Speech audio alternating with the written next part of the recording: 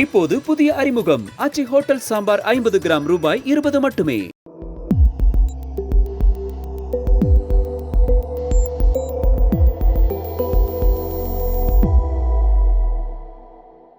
Sir வணக்கம்.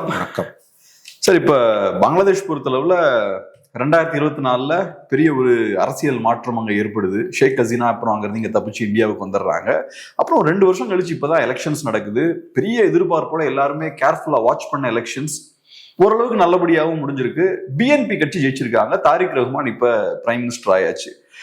ஒரு வகையில பார்க்கும்போது இந்தியாவுக்கு நல்லதும் கூட தான். ஏன்னா பிஎன்பி இல்லாட்டி ஜமாத் அப்படின்ற 2 கட்சிகள் தான். அதுல பிஎன்பி பெட்டர், ஜமாத்தி இஸ்லாமியை விட பிஎன்பி பெட்டர் அப்படின்ற ஒரு பார்வை இருக்கு. பட் அவாமி லீக் கூட நம்ம கம்ஃபர்டபுளா இருந்த அளவுக்கு பிஎன்பி கிட்ட இந்தியானால கம்ஃபர்டபுளா இருக்க முடியாது. இப்போதைக்கு பிஎன்பியை பொறுத்தளவுல இந்தியாவுக்கு எதிராக எதுவும் பேசவும் இல்லை, அதுக்கான எந்த அறிகுறிகளும் இல்லை. ஒரு விஷயம் என்ன சொல்றாருன்னா, நாங்க எல்லாரையும் ஈக்குவலா அணுகுவோம், யாருக்கும் ஸ்பெஷல் ட்ரீட்மெண்ட்லாம் இருக்காது, எல்லாரும் ஈக்குவலா தான் நாங்க அப்ரோச் பண்ணுவோன்ற மாதிரி பேசியிருக்காரு. இதெல்லாம் எப்படி பாக்குறீங்க? புது லீடர்ஷிப் பங்களாதேஷ்ல வந்திருக்கு. இந்தியா பங்களாதேஷ் உறவை எப்படி அது இம்பாக்ட் பண்ணும், எப்படி பாக்குறீங்க?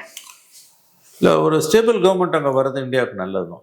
எனி இன்ஸ்டபிலிட்டி நம்முடைய நெய்பரில் நிச்சயமற்ற தன்மை நிலவுவது இந்தியாவுக்கு ஆபத்தானது தான். அங்கே மத பழமைவாதிகள் கையில் பங்களாதேஷ் ஸ்லிப்பாகி போவது கண்டிப்பாக இப்போ தடுக்கப்படும். ஜமாயத்துக்கு 70 எம்பிஸ் என்னமோ வந்திருக்காங்க நினைக்கிறேன் இல்லையா, கூட்டணிக்கு. பட் ஸ்டில் பவர் இவங்களுக்கு தான். தாரிக் அவர் பேர் தாரிக் ரஹ்மான், ஜியாவுர் ரஹ்மானோட சன், அவரோட மகன். அவங்க அம்மாவும் காலிதாசியா, அவங்களும் பிரசிடெண்ட்டாக இருந்தவங்க தான், பிரைம் மினிஸ்டராக இருந்தவங்க. ஸோ தாரிக் ரஹ்மானோட ரிட்டர்ன்ன்றது நல்லது தான், இந்தியாவுக்கு நல்லது தான். அங்கே மக்கள் பெரிய அளவில் மத பழமைவாதிகளை ஏற்றுக்கொள்ளவில்லை. யூஎஸ் இன்ஃப்ளூயன்ஸ் அதிகமாகும். அதை இன்ஃப்ளூயன்ஸை அலோவ் பண்ணாததும் ஒரு காரணம் ஷேக் ஹசீனாக்கு. நான் இப்போ தாரிக் ரஹ்மான் வந்த பிறகு யூஎஸ் இன்ஃப்ளூயன்ஸ் அதிகமாகும். இப்போ சமீபத்தில் அவங்களோட ட்ரேட் டீல்லாம் பார்த்தீங்கன்னா நிறைய கன்செஷன்ஸ் பங்களாதேஷுக்கு ட்ரம்ப் அட்மினிஸ்ட்ரேஷன் கொடுத்துருக்காங்க. உங்களுக்கு ஃபார் எக்ஸாம்பிள் காட்டன் எக்ஸ்போர்ட்ஸ்லாம் 0 டேரிஃபில் இம்போர்ட் பண்ணிக்கலாம். அவங்க உற்பத்தி பண்ணுற நெட்வேர் அண்ட் அதர் டெக்ஸ்டைல்ஸை 0 டேக்ஸில் அங்கே அமெரிக்காவுக்கு அவங்க எக்ஸ்போர்ட் பண்ணலான்னு தான் சொல்கிறாங்க. பங்களாதேஷ் யூஎஸோட ஐஸில் ஒரு முக்கியமான ஒரு பிளேஸ். அது அவங்க கண்ணை உறுத்திக்கிட்டே இருந்தது. அவங்களோட பேஸ் எல்லாம் அங்கே வரணும்னு விரும்புகிறாங்க அவங்க. தாரிக் ரஹ்மான் அதை எப்படி ஹேண்டில் பண்ணுவார்னு நமக்கு தெரியாது. இமீடியட்டாக பிரைம் மினிஸ்டரும் இந்தியன் மோடி அவர்களும், இந்தியன் காங்கிரஸ் மம்தா பானர்ஜி, ஏன்னா வெஸ்ட் பெங்காலுக்கு அம்பிளிக்கல் கார்டு இருக்குது, அவங்களோட தொப்புள் குடி உறவு, எல்லாருமே வரவேற்றிருக்காங்க. I think it's a positive sign தான் நான் பார்க்குது. பட் சேலஞ்சஸ் ரொம்ப அதிகமாக இருக்கும். ஃபார் எக்ஸாம்பிள் ஷேக் ஹசீனாவை எக்ஸ்ட்ராடிட் பண்ணுறதுல என்ன முடிவு எடுக்க போகிறாங்கன்னு தெரியல. 2வது, பங்களாதேஷ் இந்தியா பார்டரில் தினமும் ஃபயரிங் நடக்குது. உங்களுக்கு இந்தியன் பிஎஸ்எஃப் நிறைய பேரை சுட்டு கொண்டு இருக்காங்க, இன்ஃபில்ட்ரேட்டர்ஸ். அது பங்களாதேஷ்குள்ளே ஒரு பெரிய சிக்கலை உண்டாக்குது. ஏன்னா இது ஹியூமன் ப்ராப்ளமாக நீங்கள் பார்க்கணும். அதை டெமார்க்கேட்டட் பவுண்டரி இருக்கும்போது சுட வேண்டிய அவசியம் தான். பிடிச்சி அரெஸ்ட் பண்ணி அவங்கள எக்ஸ்ட்ராடிட் பண்ணுன்னு கேட்குறாங்க. அது ஒரு சிக்கல்ன்றாங்க. Number 1 problem is immediate stopping of BSF கில்லிங்ஸ்ன்றது தான் பங்களாதேஷ் பொலிட்டிக்கல் பார்ட்டிஸோட வியூவாக இருக்குது. எனவே போன ஆகஸ்டில் அந்த பெரிய கிளர்ச்சி ரெவல்யூஷன் தப்பிச்சு ஓடி வந்தாங்க ஷேக் ஹசீனா. இன்ன வரைக்கும் 1.5 வருஷமாக இந்தியாவில் தான் இருக்காங்க. But she can't stay here forever. அதுவும் இந்தியா பங்களாதேஷ் உறவு மேம்படுவதற்கு ஹசீனா இஷ்யூ ஒரு விதத்தில் செட்டில் டவுன் ஆகணும். அதுவும் அங்கே இப்போ 2 கோர்ட்ஸ் கன்விக்ஷன் கொடுத்த பிறகு டெத் சென்டென்ஸே கொடுத்துருக்காங்க. ஹேண்ட் ஓவர் ஷேக் ஹசீனான்னு அங்கே ஒரு கவர்மெண்ட் கேட்டது. இது வரைக்கும் யூனிஸ் கவர்மெண்ட் கேட்கும்போது, முகமது யூனிஸ் கவர்மெண்ட் கேட்கும்போது அது ஒரு பாப்புலர் கவர்மெண்ட், எலெக்டட் கவர்மெண்ட் இல்லைன்னு இந்தியா தட்டி கழிச்சுது. இப்போ அதை சொல்ல முடியாது. There is an elected government in Bangladesh. Extradition கேட்டாங்கன்னா கொடுத்து ஆகணும். ஸோ உறவு மேம்படுவதற்கு ஷேக் ஹசீனா இஷ்யூவும் ஒரு முக்கியமான ஒரு பிரச்சனையாக தான் இருக்கும் போல தோணுது. But in spite of the shortcomings, டெஃபினட்டாக பங்களாதேஷில் ஒரு எலெக்டட் கவர்மெண்ட் வந்திருக்கிறது இட்ஸ் குட் ஃபார் இந்தியா. அப்படிதான் நான் பார்க்குறேன். ஆனால் ஸ்டெபிலிட்டி இருக்குன்னு நினைக்கிறீங்களா? That depends Gabriel. To what extent is going to allow US இன்ஃப்ளூயன்ஸ்னு இருக்குது. அங்கே இருக்கக்கூடிய அண்டர் கரண்ட் ஷேக் ஹசீனா டிக்டட்டோரியலாக இருந்தாலும் யூஎஸ் இன்ஃப்ளூயன்ஸ் அவங்கள தூக்கி வெளியில் அடிக்கிறதுக்கு ஒரு முக்கிய காரணமாக இருந்தது. எந்த அளவுக்கு யூஎஸ் இன்ட்ரெஸ்ட்ஸை தாரிக் ரஹ்மான் பேலன்ஸ் பண்ண போகிறாருன்றதை பொறுத்து தான் அங்கே ஸ்டெபிலிட்டி இருக்குமா இல்லையான்றது. I think you will go travel extra mile. தெரிஞ்சிடுச்சு நான் யூஎஸ் இன்ட்ரெஸ்ட்டை காப்பாற்றலை, அது ஈல்ட் ஆகலைன்னா ஷேக் ஹசீனாக்கு அதை தான் தாக்காதான்னு அவங்களுக்கு தெரிஞ்சிருக்குது. அதனால் இவில் இஸ் ஸ்மார்ட் மேன். அவர் வந்து அவ்வளோ சீக்கிரமாக வந்து விட்டு கொடுக்க மாட்டான். பவர் கையில் வந்தது அவர் இழக்க மாட்டார். ரெண்டாவது, இந்த 1.5 வருஷத்தில் 24 ஆகஸ்ட்டுக்கு பிறகு யூஎஸ் ஐஎஸ்ஐ இன்ஃப்ளூயன்ஸ் ரொம்ப அதிகமாக இருக்குது. அதை எப்படி பேலன்ஸ் பண்ண போகிறாருன்றது முக்கியமான ஒரு விஷயம். பட் டெஃபினெட்லி இந்தியாவுக்கு வந்து இது ஒரு பாசிட்டிவ் சைன் தான் நான் பார்க்குறேன். ஒரு யூனிஸ் கவர்மெண்ட் இந்த மாதிரி ஆன்டி இந்தியாவை தாரிக் ரஹ்மான் இருக்க மாட்டேன். இந்தியாவோட இன்ஃப்ளூயன்ஸ், இந்தியாவோட உதவி வந்து நிறைய விஷயங்கள் அவங்களுக்கு தேவைப்படுது. பட் கம்ப்ளீட்டாக சப்சர்வியண்ட்டாக இருக்க மாட்டாங்க. ஷேக் ஹசீனா அளவுக்கும் இந்தியா ஃப்ரெண்ட்லியாக இருக்க மாட்டாங்க. பட் டெஃபினட்டாக யூனிஸ் கவர்மெண்ட் மாதிரி ஆன்டி இந்தியாவாக இருக்காதுன்னு ஒரு வியூ இருக்குது. This all depends on Modi government எப்படி அந்த ஃபாரின் பாலிசி சேலஞ்சை ஹேண்டில் பண்ண போகிறதுன்றதை பொறுத்தது. பட் ஸ்டில் ஒரு எலக்டட் கவர்மெண்ட் வர்றது இந்தியாவுக்கு நல்லது. இப்போ ஜமாத் இஸ்லாமியை பொறுத்தளவுல ஒரு பழைய ஒரு கட்சி, இந்தியாவுக்கு ஃப்ரீடம் கிடைக்க முன்னாடி உருவான ஒரு கட்சி, பெருசான மெயின் ஸ்ட்ரீம் பார்ட்டியா வளர்ந்தது இல்லை. மேக்ஸிமம் 17-18 சீட்ஸ் தான் அவங்க ஹையஸ்டா வின் பண்ணியிருக்காங்க. இப்போ அந்த கட்சி எதிர்கட்சியா மாறிட்டாங்க. அரௌண்ட் 70 சீட்ஸ் ஜெயிச்சிட்டாங்க. ஸோ இப்போ அவங்க எதிர்கட்சியா இருக்காங்கன்னா நாளைக்கு ஆளுங்கட்சியாகவும் மாற முடியும். ஏன்னா மக்கள் நாளைக்கு பிஎன்பி ஆட்சி மேல அதிருப்தி ஏற்பட்டு ஒரு ஆட்சி மாற்றம் வேணும்னு நினைக்கிறாங்கன்னா ஜமாத்துக்கு தான் ஓட் போடுவாங்க. ஸோ அப்போ இன்னைக்கு அவங்க எதிர்கட்சியா இருக்கிற அளவுக்கு வளர்ந்துட்டாங்கன்னா நாளைக்கு ஆளுங்கட்சியா வர்றதுக்கான வாய்ப்பு டெஃபினட்டா இருக்கு அவங்களுக்கு. ஆல்டர்னேட்டிவ்னா அவங்க தான். No, that depends on people's mood. அதை நம்ம இப்போ இங்கே இந்தியாவில் உட்காந்துட்டு ப்ரெடிக்ட் பண்ண முடியாது. அது வந்து செகண்ட் பிகஸ்ட் பார்ட்டி அவங்க தானே சார். ஒரே கட்சி எப்படி ஆட்சியில் இருக்காது. இல்ல, அது கரெக்டுங்க. பட் அவங்க ஃபர்ஸ்ட் ரீப்ளேஸ் பண்ணுவாங்க. நம்ம இங்கே உட்காந்துட்டு எப்படி சொல்ல முடியும்? அது ஒன்று இருக்குல்ல உங்களுக்கு. பாகிஸ்தான் வந்து கம்ப்ளீட்லி வந்து உங்களுக்கு வந்து இஸ்லாமிக் ஃபண்டமெண்டலிஸ்ட் உள்ள ஸ்லிப் ஆகி போயிடுச்சு. அந்த நிலைமை வந்து பங்களாதேஷுக்கு வருமா நமக்கு தெரியல. சார் நான் இப்படி கொஞ்சம் ரீஃப்ரேஸ் பண்றேனே, நான் சொன்ன மாதிரி 18 சீட்டுக்கு மேல அவங்க வாங்கினது கிடையாது இதுக்கு முன்னாடி. இன்னைக்கு அரௌண்ட் 70 சீட்ஸ் கொண்டு வந்துட்டாங்க. ஸோ அதுவே காட்டக்கூடிய விஷயம் என்னன்னா ஓரளவுக்கு ரைட் விங் ஸ்விங் அங்கே இருக்குன்னு தானே பார்க்கணும். அது கரெக்டுங்க. பட் இதோட நிற்குமா, இது ஒரு அடுத்த ஸ்டேஜுக்கு போக மாட்டோம் நம்ம இப்போ எப்படி சொல்ல முடியும்? திஸ் மேபி தேர் பிளாட்டோ, இதுக்கு மேலே போகாமலும் இருக்கலாம். அல்லது நீங்கள் சொன்ன மாதிரி வந்து இதை தாண்டி கூட போகலாம். Depends on what sort of I mean எப்படி சொல்கிறது. இது வந்து அங்கே வந்து இஸ்லாமிய பழமைவாதம் மிகப்பெரிய அளவில் கால் ஊன்ற ஆரம்பிச்சிருக்கு. பட் அதுக்கு எதிராக டெமோக்ராட்டிக் ஃபோர்ஸஸ், செக்யுலர் ஃபோர்ஸஸும் அங்கே கால் ஊன்றிக்கிட்டு இருக்காங்க. அன்லைக் பாகிஸ்தான். இப்போ அங்கே இருக்கக்கூடிய மைனாரிட்டிஸ் மீதான அட்டாக் இருக்கு இல்லையா, எஸ்பெஷலி ஹிந்துஸ் அண்ட் கிறிஸ்டியன்ஸ், தட்டு ஹிந்துஸ் மேலே நடக்கக்கூடிய அட்டாக்ஸ்ன்றது பாஸ்ட் 1 இயரில் வந்து ரொம்ப அதிகமாக இருக்குது. ஆனால் அதுக்கான எதிர்வினை வந்து ரொம்ப ஸ்ட்ராங்காக இருக்குது. Bangladeshi society as such is completely not become communal. அங்கே இருக்கக்கூடிய minorities, especially Hindus, Sikhs, Christians எல்லாரையும் அங்கே ப்ரொடெக்ட் பண்ணணுன்ற எண்ணமும் வந்து அங்கே இருக்கக்கூடிய கவர்மெண்ட்டுக்கும் இருக்குது, அங்கே இருக்கக்கூடிய சிவில் சொசைட்டிக்கும் இருக்குது. ஹவவர் உங்களுக்கு அங்கே இருக்கக்கூடிய ஜமாத்தி மாதிரியான ஃபண்டமெண்டலிஸ்டோட க்ரோத்தும் அதிகமாக இருக்குது. இந்த எலெக்ஷனில் அவங்க கூடுதல் சீட் 70 சீட்டு வாங்கினதை வச்சு அடுத்தவங்க ஆட்சியை பிடிப்பாங்களான்னு சொல்ல முடியாது. Because this may be their plateau. இது அவங்களோட மேக்ஸிமமாக கூட இருக்கலாம். சர்டன் திங்ஸ் இப்போ நம்ம ஒன்றும் ப்ரெடிக்ட் பண்ண முடியாது கேப்ரியல் அங்கே. ஆனால் ஒன்று நடக்குது, அதிகமாக ஐஎஸ்ஐ இன்ஃப்ளூயன்ஸ் ரொம்ப அதிகமாக இருக்குது. அது எப்படி வந்து தாரிக் ரஹ்மான் அதை சேலஞ்ச் பண்ண போகிறாரு? ப்ரோ பாகிஸ்தானி லைனை வெளிப்படையாக Bangladeshi administration, military and civilian administration இந்த பாஸ்ட் 1.5 இயர்ஸாக எடுத்திருக்காங்க. அது கண்டினியூ ஆகுமா, or whether that trend will be ரிவர்ஸ்ன்றது தான் நம்ம பார்க்கணும். அடுத்தது வந்து யூஎஸ் இன்ஃப்ளூயன்ஸை சாலிடாக ரெசிஸ்ட் பண்ணாங்க Sheikh Hasina. But our other mistakes forced US to behave like this. அதனால் வந்து it's a complicated situation. But still elected government வந்துருக்குது. மோடி கவர்மெண்டோட இனிஷியல் ரியாக்ஷன் வந்து ரொம்ப பாசிட்டிவாக இருக்குது. Modi government desperately wants a friendly government in Bangladesh. ஏன்னா வந்து அங்கே இப்போ இருக்க சுச்சுவேஷன் கண்டினியூ ஆகுது. வேற US, Chinese and Pakistan influence அதிகமாக வருது. இந்தியா விரும்பலை. யூஎஸ் இன்ஃப்ளூயன்ஸ் வந்தால் பரவாயில்ல. பாகிஸ்தான் இன்ஃப்ளூயன்ஸும் சைனீஸ் இன்ஃப்ளூயன்ஸும் வருது. இந்தியாவுக்கு டெத்னல். அது இல்லாமல் வந்து அங்கே வந்து மைனாரிட்டிஸ் அண்டர் அட்டாக் சீஜ்ன்றது இந்தியாவுக்குள்ள பிஜேபியோட சான்சஸ் அடிக்கும்.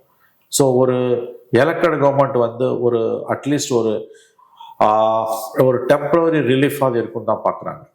ஆக இது எல்லாத்தையும் வச்சு பார்க்கும்போது வந்து உங்களுக்கு வந்து இந்தியன் ரியாக்ஷன் வந்து ரொம்ப பாசிட்டிவாக இருக்குது. ஷேக் ஹசீனாவை ஒரு கட்டத்தில் திரும்ப ஒப்படைக்க மாட்டாங்க, வேறு நாட்டுக்கு அதுக்கு அனுப்பி விட்ருவாங்க. ஷேக் ஹசீனான்ற ஒன் இஷ்யூவை வச்சுக்கிட்டோ பங்களாதேஷ் ரிலேஷன்ஷிப்ஸ் வந்து அதுக்கு ஹோஸ்டேஜாக இருக்காது, வாய்ப்பு கிடையாது. பங்களாதேஷும் டு லார்ஜ் எக்ஸ்டென்ட் இந்தியாவை நம்பி இன்னைக்கு இருக்குது செவரல் செக்டார்ஸில். It is not US but India which is the helping hand. அது எப்படி போகுன்றது நம்ம பார்க்கணும். ஆனால் இப்போ அமெரிக்கா எதுக்கு சார் ஷேக் ஹசீனா கவர்மெண்ட்டை கொலாப்ஸ் பண்ணணும்? ஏன்னா ஒரு சைடில் ஷேக் ஹசீனா இந்தியா கூட ரொம்ப க்ளோஸாக இருக்காங்க, அதை அமெரிக்காவும் விரும்புவாங்க. ஏன்னா இப்ப பிஎன்பி கட்சியா இருக்கட்டும், ஜமாத்தா இருக்கட்டும், அவங்க எல்லாம் ப்ரோ பாகிஸ்தான் ப்ரோ சைனாவெல்லாம் இருப்பாங்க. ஸோ எதுக்கு அதாவது வந்து மோர் தென் யூஎஸ் அவங்க she was cosying up to China பெரிய விஷயங்கள்ல. And there was some military base. இந்தியாவோட தான் அவங்க க்ளோஸா இருந்தாங்க. அவங்க எதுக்கு சைனா? அவங்க சைனா கூட பிஎன்பி தான் க்ளோஸா இல்லைங்க. இவங்க வந்து somehow she fell in with US. It's not Chinese angle, I'm sorry, அது தவறு. நிறைய பேசஸ் வந்து அவங்க குறிப்பாக சில பேஸ் கேட்டாங்க. அது யூஎஸ் பேஸ் அவங்க மிலிட்டரி பேசஸ் அவங்க கொடுக்க மாட்டாங்க. பங்களாதேஷ் வந்து யூஎஸ் வந்து குற்றச்சாட்டா வச்சாங்க. அது ஒரு குற்றச்சாட்டாக வச்சாங்க. அதை நான் கொடுக்காததால தான் ஐ வாஸ் த்ரோன் அவுட்னாங்க.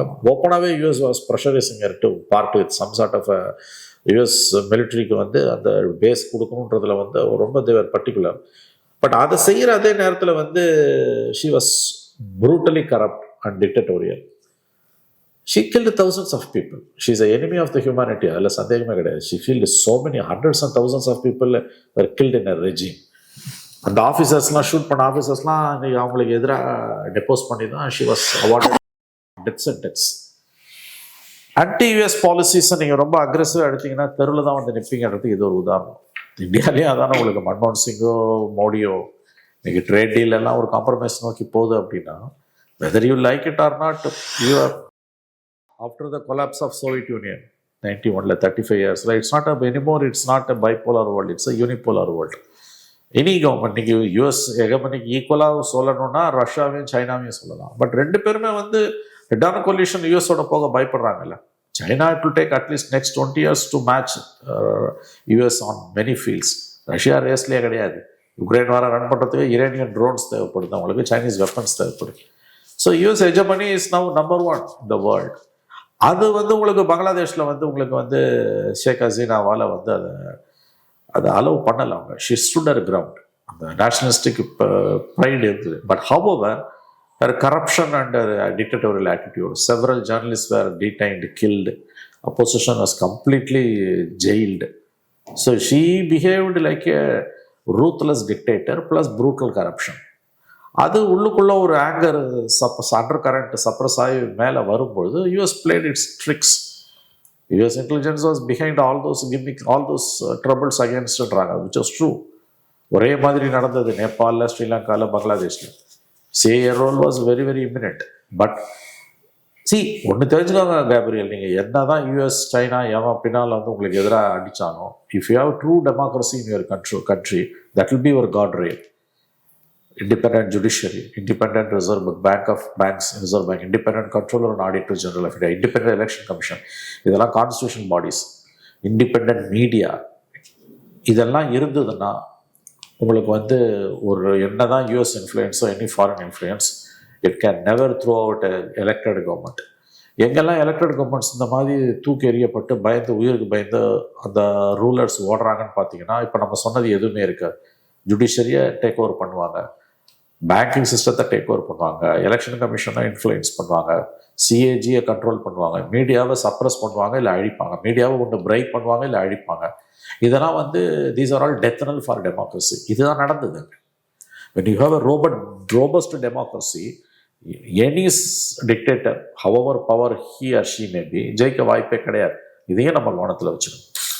சார், இப்போ பங்களாதேஷ் பொறுத்தளவுல 2024 ஏறக்குறைய ஒரு புரட்சி மாதிரி நடக்குது. ஒரு பெரிய ஒரு பவர்ஃபுல்லான லீடர் வீழ்த்தப்படுறாங்க. அப்புறம் நாடு கடத்துல அவங்களே எக்ஸைல் ஆயிடுறாங்க. ஆனா அதுக்கப்புறம் பெரிய அரசியல் மாற்றம் நடந்த மாதிரி தெரியல. இவ்வளவு பெரிய புரட்சி இதெல்லாம் நடந்ததுக்கு அப்புறம் இப்ப பார்த்தா பிஎன்பி திரும்ப வந்திருக்காங்க, ஜமாத் ஸ்ட்ராங் ஆயிருக்காங்க. ஸோ இதுக்குதான் இவ்வளவு பெரிய அது வந்து இண்டிவிஜுவலா ஷேக் ஹசீனாவோட பிஹேவியர் ஒரு காரணம். Her brutal corruption and suppression. See, for example, you take her behavior with media. Media was suppressed like anything. Several editors were jailed, reporters were killed. எங்க உங்களுக்கு இண்டிபெண்டன்ட் மீடியா வந்து சப்ரஸ் ஆகுதோ அங்கே வந்து it's a true recipe for dictatorship. 89 to 2014 India was a marvellous country, golden period. ஏன்னா யாருக்குமே majority இல்லை. 1989 to 2014, 89 to 91 VP Singh Chandrasekhar, 91-96 Narasimha Rao, 96 to 98 1.5 years வந்து Deve Gowda Nayak Gujral, then 98 to 2004 Vajpayee, 2004 to 2014 Manmohan Singh government. All these government did not enjoy majority. It was an excellent period in Indian democracy. ஏன்னா judicial activism வளருது, TN Seshan மாதிரி election commissioners வராங்க, RBI take an active role, CAG becomes very powerful, media became robust. So these are all the guardrails for a democracy. 2014 Modi vandare, everything collapsed. Now the country is almost becoming a dictatorial regime. ஆனா பங்களாதேஷ்ல எனக்கு கேள்வி என்னன்னா, வெறும் அவாமி லீகை வீழ்த்ததான் இவ்வளவு பெரிய புரட்சியா அப்படின்றது, அதை தாண்டி வேற எதுவும் நடக்கல. அது மேம்போக்காக பார்க்கும்போது நமக்கு அப்படி தெரியலாம். இப்போ இந்த கவர்மெண்ட் எப்படி ஸ்டெபிலைஸ் ஆக போகுது? நீங்கள் சொன்ன மாதிரி வந்து ரைட் விங்கர்ஸ் வந்து இந்த 1.5 வருஷத்தில் பெரிய அளவில் உள்ள ஓடிட்டு இருக்காங்க. But Bangladesh society did not become communal like Modi's India. அங்கே நீங்கள் பார்த்தீங்கன்னா மைனாரிட்டிஸ் மேலே அட்டாக் நடக்குது, பட் கவர்மெண்ட் பேக்கப் கிடையாது. அதை நீங்கள் ஞாபகம் வச்சுக்கணும். Temples are torched, those are the individuals. இங்கே மாதிரி வந்து ஒரு கேங்கு போய் ஒரு மாஸ்க்கை இடிக்கிறதும் அப்புறம் அதுக்கு ஜட்ஜ்மெண்ட்டே சாதகமாக வரதும் ஓவரால் சினாரியோவே மாறுறதும் அங்கே நடக்கல. Many times minorities are under siege, but civil society ரொம்ப ரோபஸ்டாக தான் பங்களாதேஷில் இருக்குது. அவங்க they are standing with minorities. These are all the positive signs. இது அப்படி தான் நீங்கள் பார்க்கணும்னு நான் நினைக்கிறேன். ரொம்ப நன்றி சார். பிஸியான டைமில் அருமையான ஒரு பேட்டி கொடுக்க நன்றி சார்.